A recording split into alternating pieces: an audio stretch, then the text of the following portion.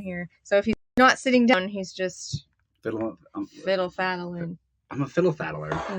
Okay, anyway. Well, we're here. Good morning. We have already had a morning this morning. Every day we've already had a morning. Because why? Because we get up so early, like 7 o'clock. You maybe got up at 7. No, I did not get up at Wednesdays 7. And Fridays are early. No, we already had... No, we were not like 4 hours. Carnegie has stuff, and we already had our coaching call. I don't know why. I think it's allergies. Mm-hmm. Ugh, my allergies. Ears are so itchy. No, they are. It's not like my ear. It's like my what's that called?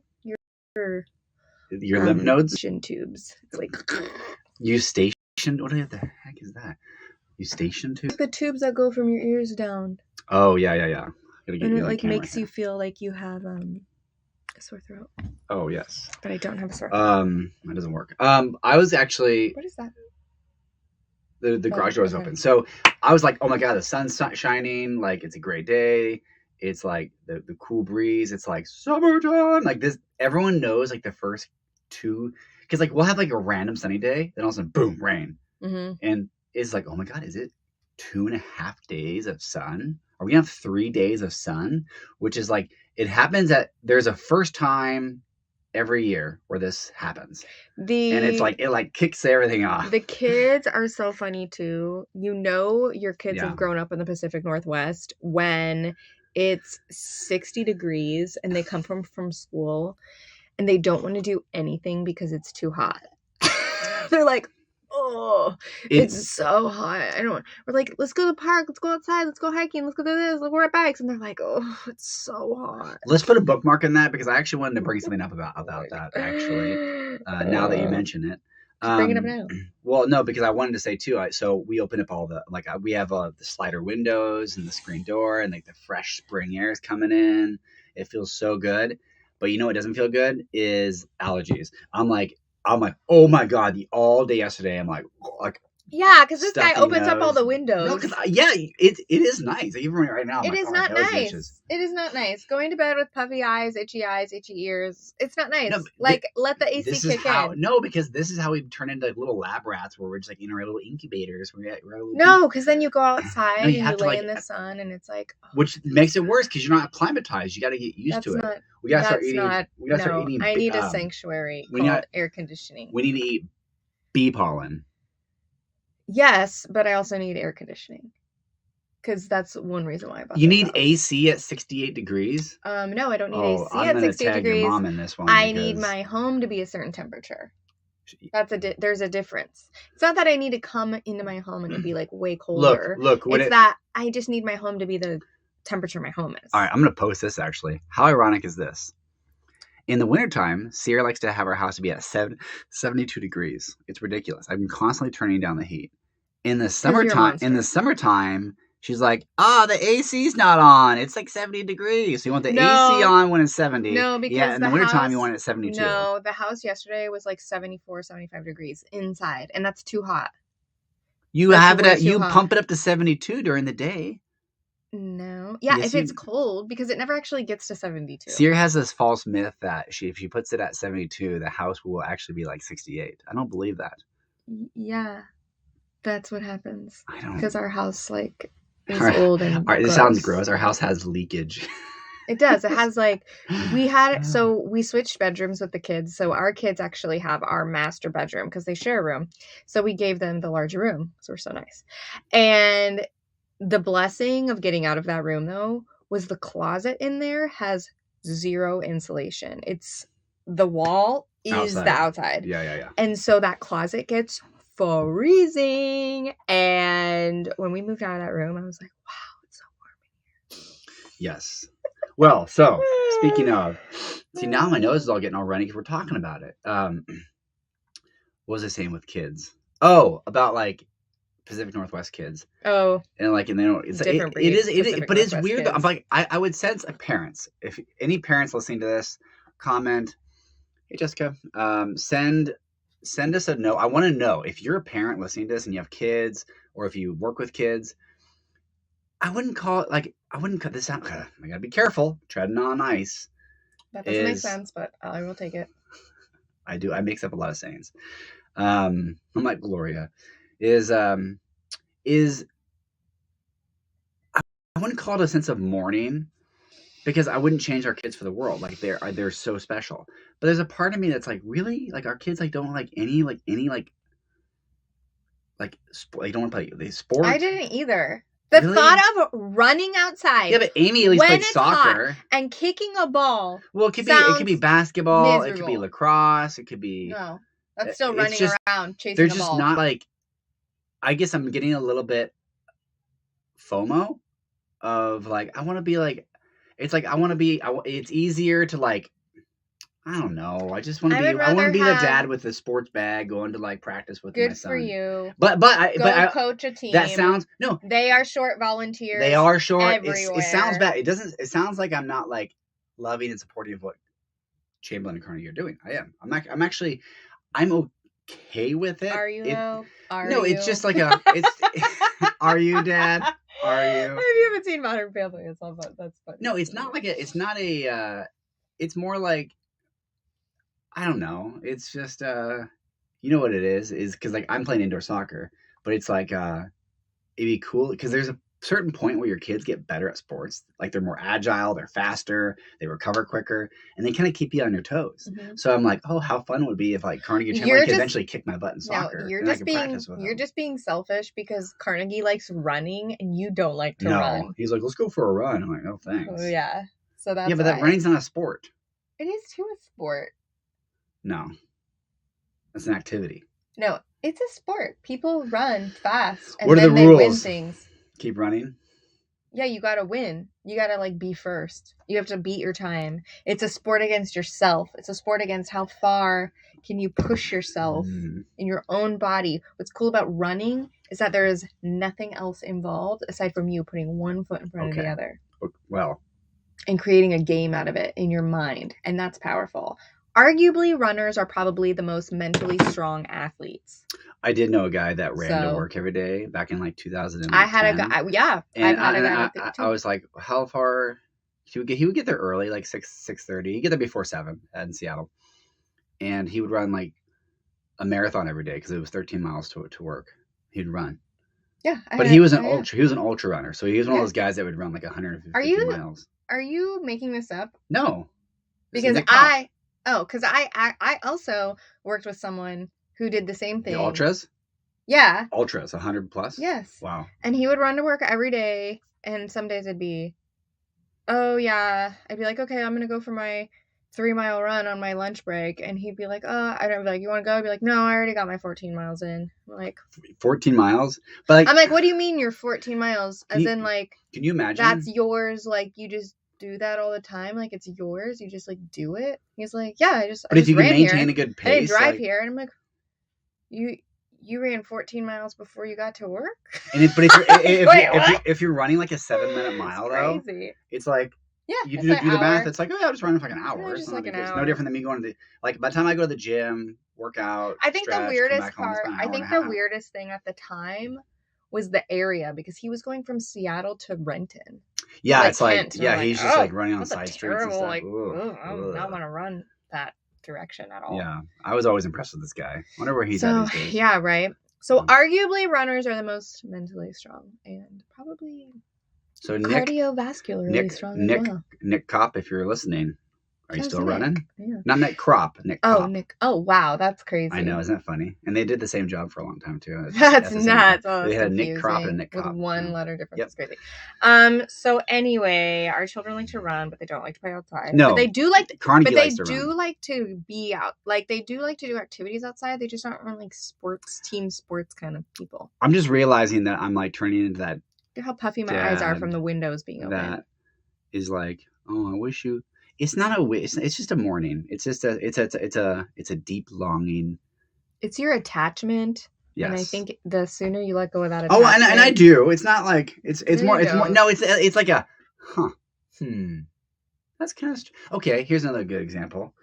There was it's one of those just coincidences, because what are the odds? Like, think about social media, right? I was thinking about it one time. I was like, oh my God. Out of my closest friends of all time, not one of them is on any social media at all, really. Okay. That's the odds of that happening. So like I have 7 like really close lifelong friends. 7 out of 7. It just seems crazy. I don't think it's that crazy. I think it is. If I didn't work on social media, I wouldn't be on social media. Oh, I will, because I see Christina is a great place to connect and share. See, I have a contrarian view of like, oh, you got to stay out. It's toxic. I'm like, I don't. Depends on what you put out there. I see it as a connecting tool. Well, it also depends if you're using your brain or not. I mean, I'm sorry, and Zach gets on me. He's like, people don't know, and I'm like, I'm sorry, but if you don't use your brain and a little discernment and a little wisdom on your own social media, then that's what I'm saying. Is like, are you creating and building up, or are you just like, yeah, are you a glutton? Are you consuming things and this doesn't do anything for your life? But I see it as a way to make a contribution. That's how I see it too. And rather than bragging, you can inspire. There's a difference. That's that's the only way I've used it. Yeah, so I don't know, a side topic, but I don't know what that has to do with literally anything. But because it's like, huh? But why do you care? Why do you care? Because it makes it that much harder. No, I'm about to call you out, and I don't think you're gonna like it. Oh, okay, fine. Because that is a selfish viewpoint. No, you just said you want to contribute, you want to inspire, but really what you just said is I'm being selfish, and I want my friends to see what I'm doing, and they can't see what I'm doing. No. Because they're not on there. No, I also want to see. I have to now reach out. To be fair, they don't call you back. Or message you back and they're being rude. But sometimes. I don't know. I think Zach needs to get new friends. What do you guys think? No, that's rude. It's not rude. It is not rude. I think you've outgrown some of your mother friends. Loved me. I think you've outgrown some of your friends, and I think you need to allow them to not call you back because they're probably leaving space for someone new, and you're missing out on a new person. Maybe, yeah. Let me just. Oh, my phone is right there. I can't even play it for you. Were you about to play something powerful? I was, but I can't because my phone is right there. No, I can't. It's on my phone. Oh, really? Yeah, it's a voicemail. Okay. You have a voicemail from like a friend? Yeah, and it's awesome. And when your friends call you back and they leave you great voicemails, like those are the friends you want. That's nice. So yeah, but I'm trying to have some grace because everyone's been in situations where no. Mm-mm. If you don't if you're in a situation, then the very person you should call back are your friends. Yeah. No. Who's more forgiving? No. People. If I am hurting and I'm like going through something, your friends are the very people, and or whoever you're close with are the very people who need to be in your corner supporting you. I'm like Andy on Modern Family sometimes, where I'm just like overly accommodating. I don't know who that is. Andy from Modern Family? Come on. Oh, the Adam Levine's character? Yeah. Or Divine? Yeah. All right, Friday. Yes. So anyhow. Sorry, I just ripped Zach up and his friends, but it's fine. So if you want a new friend, Zach will be a really good friend for you. But if you're listening to this, we're not talking about you. What? I said, but if you're listening to this and you're my friend, we're not talking about you. I think the only people who could say... Because they're not on, so they wouldn't know. Exactly. So if they're on, we're definitely not talking about you. So then pass. And if someone sent you this link... Anyhow. What's new? So... I'm sorry, my eyes are so itchy. Zach, you are not allowed to open the windows today. I know, my eyes. I can't. My eyelashes are falling off. My hair's going crazy because you my didn't do whole your hair. Face. No, I keep going like this when I itch. No, really though. It's like I can't focus. I'm only thinking about eyeball pain right now. This is our life. This is my life. You're welcome. It's funny when you say that. It sounds like it makes you immediately be like, even if you're like what you're saying is like nonsensical or like ironic, it always puts you like in the power position. This is my life. See what I have to deal with, even though there's there's no really evidence to back up what I'm saying outside. It's kind of funny. Big news. So yesterday, that's live now, right? So you can fill it up. People can access that, right? So I wanted to do that little announcement on the guide. I announced that yesterday. So the free guide, I know, but in case you missed it, we have a brand new content guide. It's super free. It's absolutely free. You just have to fill out the form, and can I? I'm way too long-winded. Yeah, I don't know why I say this is what I'm not in marketing. It's fine. So we have a free what to say when guide to basically help you get unstuck if you're having a hard time with some conversations or repetitive problems in your relationship. So all you have to do is go to our page, fill out the link, and it's an instant download. And what do we mean by that? Well, if you have just go fill it out, and then you'll see what we mean. Yeah, but no. You don't. If you feel, I'm actually serious. No, I know. You don't need to tell them. They can just go and figure it out. It takes 2 seconds. But how this? If you have ever felt like, I really want to bring this topic up, but I'm scared because that's what I just said. No, because they always bring it. Always no. If you have, I think that's what I just said.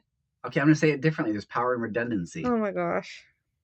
There's what I've been. You guys, go fill it out. It's gonna take you 2 seconds. It's actually almost 20 pages long, and it's really to look at how do I get unstuck, or bring something up that's hard. What do I how do I do this? Without this is it causing a bigger issue. So just go do it. Like, it's 2 seconds, and then you actually like have it.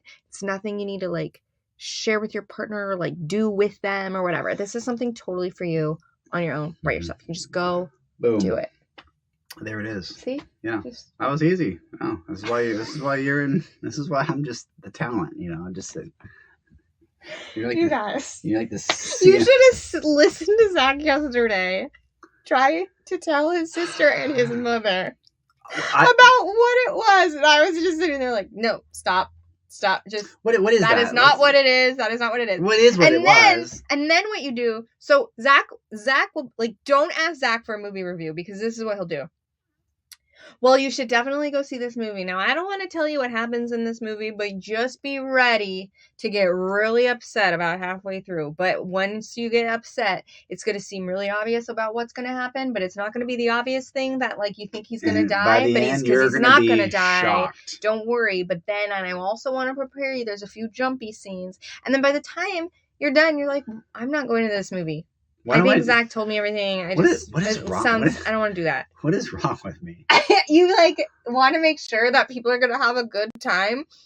However, sometimes that's what I was trying to tell you. And sometimes it's too much, and you disallow for the space of someone having their own experience of something. That's what I was trying to tell you in bed the other day. Is like, I just wish I didn't care. I wish I would It's not caring what other people think of me. I just wish I didn't care so much about them, feeling good. But that's what makes you a good coach. Yeah, but it also it's a strength too. But it's an upper limit. It's a strength too. It's just really hard when you want people to experience something like this really cool free book we made yesterday. Well, we didn't make yesterday. We released yesterday, and an experience that they need to have on their own. Yeah, I am. Sometimes you just gotta. Like when you order from a menu at a restaurant, you pick and you order. You may have a question or two, like, is this spicy? Does it have dairy in it? Okay, great. And then you just do it. But you don't need to be like, tell me what it tastes like. What's all the ingredients? What does it taste like? So if I like apples, but I also like broccoli, will I like this? Like, you don't have to, you just order. You just order, and then it comes to your table. And guess what? You take a bite and you experience it. But you know what sucks is when you go to a restaurant and everyone's been like, oh my gosh, their, lemon meringue pie is the best in the world. It is the best. Oh my gosh, yeah. Their whipped cream that they put on it, it's so good. It's this. And then somebody else is like, oh yeah. And I don't know what they put in the crust, but it's this. And then you go and you're super underwhelmed, or you're just disappointed. Or maybe somebody's reflection of it, you're like, maybe they've just had really crappy lemon meringue pie their whole life, because this one isn't very good. See, that's why it's important. Let people have their experience. There was that scene in Ted Lasso when he ordered the dessert. What dessert? The baklava? When he was at the American restaurant in Holland. And he said, oh, it surprised me. She's like, okay, you got it. I'll surprise you. It was a sauce. But what went through my mind is, if I was in a situation... That would have been way too much pressure for you. No, I would have done it. And I would have surprised him. But then if they didn't like it, the appropriate response is like, well, you said surprise you, so you can't, like, I don't feel upset that you're upset because you literally surrendered your options and I surprised you. So suck it up. You probably wouldn't do that in a restaurant, but I don't operate that way. Like if someone's like, you want a drink? Yeah, surprise me. I'm like, oh, accept this drink. Because I think I feel that way because I feel that way about that way because I am that way. Where I'm like, let's do something fun. What do you want to do? Surprise me. And I'm like, ooh. Yeah, you always do that. You did that yesterday. I was like, I wanted to like. Wait, what? When I did it? You did it yesterday. With you were like, I don't know what I want to do. Why don't you just plan something? And then I was like, okay, let's go here. I found a trail. I found this. I found that. Let's go. And I did want to go. You were like, go. I gave you exactly what you asked for, and you were like, yeah. And so I think because I experienced that, I think I project that on other people. Yeah, but why do you offer up? Yeah, let's do something. I want to do this, this, this. And then somebody says, okay, here's this, this, this. And you go, Yeah, it's my version of like, yeah, surprise me. And then they bring you chocolate. So your version of yeah, surprise me is actually saying exactly what you want and then somebody giving you exactly what you want and then saying no. Well, what I've learned to do in restaurants is I'm married to this person. I'm married to the person who says, here's exactly what I want.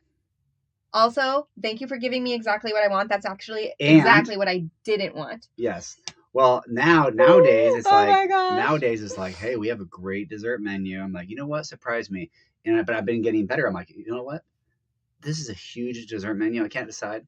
I want you to surprise me. My only condition is no egg, no dairy, no wheat or soy or happiness or any. And then they're like, so we have one dessert that meets that criteria. Okay, surprise me with that one dessert. So it's not a surprise anymore. But the problem is you limit your searches. So I think I just need to get better at that. Yeah. It's like I don't like surprises, but I do. You know, fantasy. Yeah, every time. Mm-hmm. It's super easy to interact with. Yeah. Guys, you might be wondering, how did we get to this point to be leading relationship workshops? We can't even figure out our own. No, it's because we're laughing. We're sitting here laughing because it's the most ordinary thing ever. That's kind of what it's all about. Is I think once you kind of realize that being in it is a function of what makes it extraordinary. Is I think what makes it so fun. And I think that's what's so funny. Comedians, couples gatherings, doesn't matter what it is. If you want to make the crowd laugh, have the couple share a breakdown.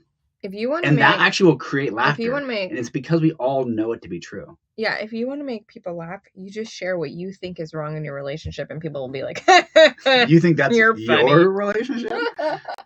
That's actually so true. It's true. But it's all to actually get. I think we get intellectually, but we don't really internalize. I'm sorry. I was in your eye. What if you're no? I was itching my eye, and now I've got like a fuzz or something. It's like. Did you imagine if a hot mess this morning? You know, sometimes if you go express. You know, if you're hiking, right? This happens sometimes when you're skiing or snowboarding. I never go skiing or snowboarding. Get dry nostrils, you know. No, I never put myself in a position to get dry nostrils. Can you imagine using chapstick and you're doing this? No. And it's like, oh, can I borrow this? Is that what you've done with that? No. What if I just subjected myself to? Oh. No, I am not a winter sports kind of gal. I'm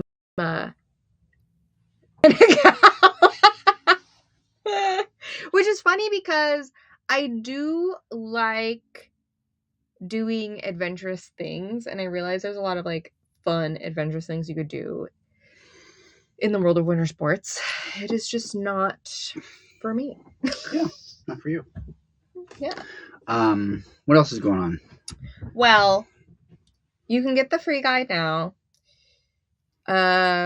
We have a few more spots left in the 6-week challenge if you want to enroll for that, which is for, if you feel like your relationship is dead, or maybe you actually feel like it's over, or maybe you just feel like it's very hard right now.